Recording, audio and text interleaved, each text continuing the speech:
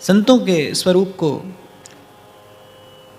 दुलराते हुए श्री कबीर साहब कहते हैं कि दर्शन कीजिए साधु का और साहिब आवे याद, सोई लेखे दिन घड़ी और बाकी के दिन बाद।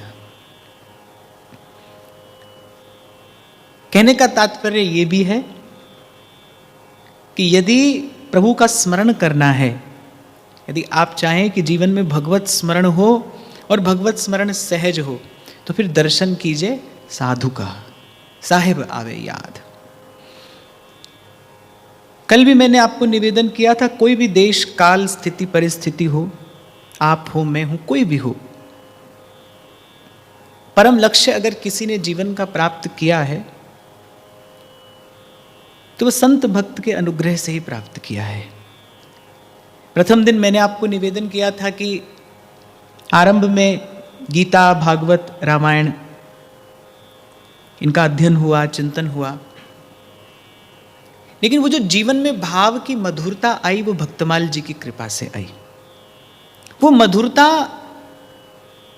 क्या है, कैसी है, ये बताने के लिए मेरे पास कोई शब्द नहीं है। भगवान का स्मरण तो गीता, भागवत और रामायण भी कराते हैं, लेकिन शायद श्रीमद् भक्तमाल से पहले श्री कृष्ण का स्मरण होता था और भक्तमाल के बाद मेरे कृष्ण का स्मरण होने लगा। तो भर तो हृदय भगवान की कृपा से ही जाता है।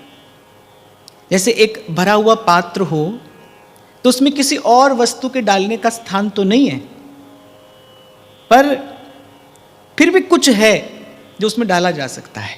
क्या है, कैसा है? एक बार एक गुरु ने परीक्षा ली अपने कुछ शिष्यों की कि मैं देखूं इनकी बुद्धि का कैसा विकास हुआ है। बिल्कुल एक जल से भरा हुआ पात्र उन्होंने सब शिष्यों के मध्य रख दिया कि इसमें कुछ और डालना है और कुछ इस प्रकार से डालना है कि ये जो मुख तक भरा हुआ कुंभ है जल से, एक भी बूंद जल की बाहर ना गिरे। कुछ ऐसा डालना है तुमको कि ये जल भी ना गिरे, उसमें कुछ और आने का, कुछ और रखने का स्थान नहीं है, पर फिर भी कुछ है जो तुम्हें डालना है और बिना जल की एक बूंद गिराए। तो सब शिष्यों ने प्रयास किया पर कोई भी सफल नहीं हुआ। कोई एक कृपा पात्र था। अच्छा, कृपा पात्र थोड़े ही होते हैं, आज्ञावर्ती जन थोड़े ही होते हैं। कृपा पात्र सोई जानिए जो आज्ञावर्ती हुए। और यहाँ आप मुट्ठी भर लोग बैठे हैं या कभी हजारों की संख्या में श्रोता बैठे हों, पर मुझे ऐसा लगता है, मुझे नहीं पता कि मैं कितनी ठीक बात कह रहा हूँ, पर मुझे ऐसा लगता है कि सत्संग किसी एक के कल्याण के लिए ही होता है।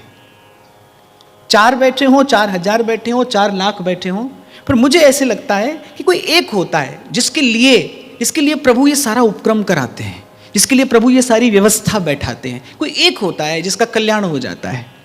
तो एक योग्य शिष्य था, उसने क्या किया, उसने थोड़ी सी खांड मिला दी उसमें।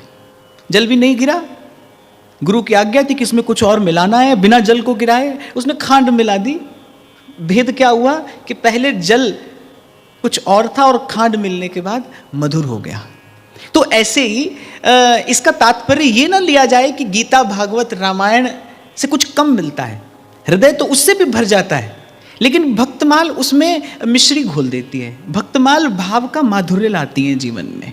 इसीलिए श्री प्रियादास जी कहते हैं, बिना भक्तमाल भक्ति रूप अति दूर है। जो वो भक्ति की सरसता है, वो जो भाव की स्निग्धता है, वो जो चिंतन की कोमलता है, मुझे नहीं लगता कि वो बिना भक्तमाल के आ सकती है। अच्छा, भक्तमाल का अर्थ केवल यही नहीं है, जहाँ जहाँ भी भक्तों का चरित्र है, क्योंकि हरि अनंत, हरि कथा अनंता, ऐसे ही भगवान के भक्त भी अनंत हुए हैं।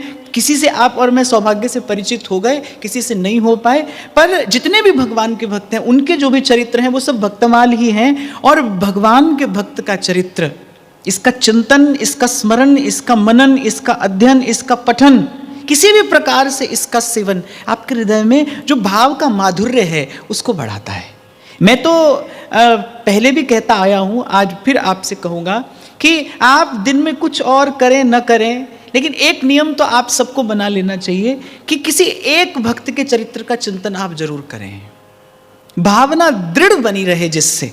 क्योंकि देखो, आप और मैं संसार में रहते हैं, आप और मैं व्यवहार में रहते हैं, और मैं तो ऐसा कहता हूं कि आप और मैं प्राय करके विकार में रहते हैं किसी ना किसी प्रकार से संसार का चिंतन, विषय का चिंतन, ये मन को विकृत करता रहता है। तो संसार में रहना क्या है, माने विकार में रहना। जो विकार में रह रहा है वो संसार में रह रहा है, भले वो मंदिर में रहता हो, आश्रम में रहता हो, भले वो किसी भी देश भेष वेश में रहता हो, लेकिन जो विकार में है वो संसार में है।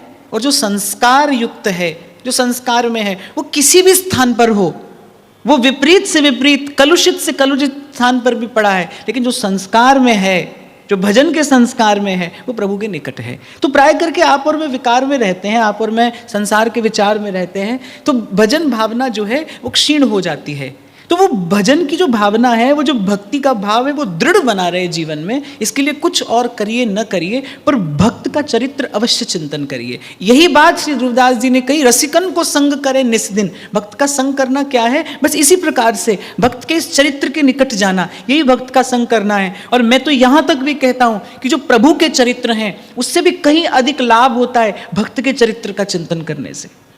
प्रभु का चरित्र दिव्य है, प्रभु का चरित्र मन वाणी को पवित्र करने वाला है, पर भक्त का चरित्र मन वाणी को पवित्र भी करता है और मधुर भी बना देता है। इसीलिए गोस्वामी जी कहते हैं, अंतर्यामी गर्भगत संत सुंदरी माही, तुलसी पूजे एक के दो पूजे जाहीं। जैसे बालक को खिलाओ तो केवल बालक का पेट भरता है, लेकिन एक गर्भवती स्त्री को अगर खिलाओ तो स्वयं भी पुष्ट होती है, उसके गर्भ में पल रहा बालक भी पुष्ट होता है। तो गोस्वामी जी कह रहे हैं अंतर्यामी। व्यास जी भी कहते हैं, व्यास बड़े हरि के जना, हरि ही नवावत माथ, जिनके ही में बसत हैं तीन लोक के नाथ। बड़े हरि के जना, बड़े हरि के जना, जिनके हिय में बसत हैं तीन लोक के नाथ। इसीलिए कल मैंने कहा था भाई, भक्त चलता फिरता तीर्थ है, भक्त चलता फिरता मंदिर है, भक्त चलता फिरता मंदिर है। वृंदावन में श्री उड़िया बाबा रहते थे, भाव सिद्ध महात्मा थे, तत्वज्ञ थे, तत्वज्ञानी थे। अखंडानंद जी महाराज, श्रद्धेय श्री अखंडानंद जी महाराज उनके लिए कहते थे कि ये फड़कता हुआ ब्रह्म है, ये चलता फिरता ब्रह्म है। संत चलता फिरता तीर्थ है। साधुनाम दर्शनम पुण्यम, संत का दर्शन ही मन को निर्मल करने वाला है। तभी कबीर जी ने कहा, दर्शन कीजिए साधु का साहेब आवे याद।